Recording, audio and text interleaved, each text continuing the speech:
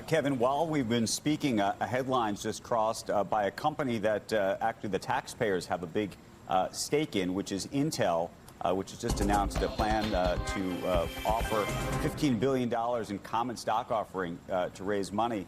My question to you, actually, is how long do you imagine that taxpayers and the government should or should not be invested in Intel? If you recall, when we bailed out, for example, General Motors, it was for a period of time. The banks, similarly.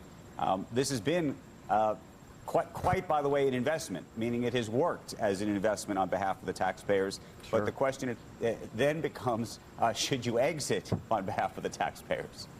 You know, it gives me an opportunity to hit you with some of the best news that we've seen, which is there are now 7 million kids that have opened up Trump accounts, getting their $1,000 match from the government. Secretary Bezos thinks that number is going to be very soon up to around 70 million.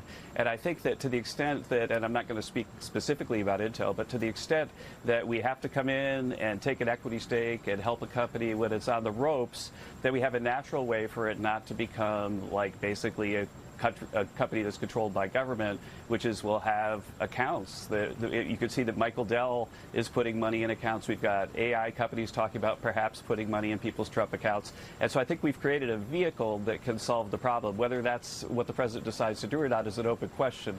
But I think that in the end, the whole point of the Trump account, where people are basically right now investing in index funds, is we want every American to have capital, because if every American has capital, then every American understands the benefit of capitalism. And I think that putting an individual stock in there in the future is something that is definitely worth thinking about as well.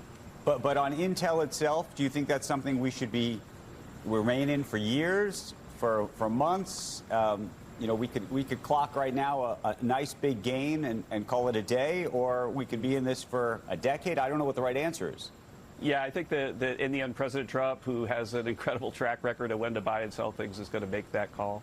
But I don't think that people think that this is going to be sort of a socialist takeover. And I know that people don't think it's a socialist takeover of the capital sector of the U.S. It's a time sort of like Japan, when we find a friend in need and then we step up to help them. Kevin, always great to see you. Thank you. Thanks, guys. Kevin Hassett. Okay, coming up.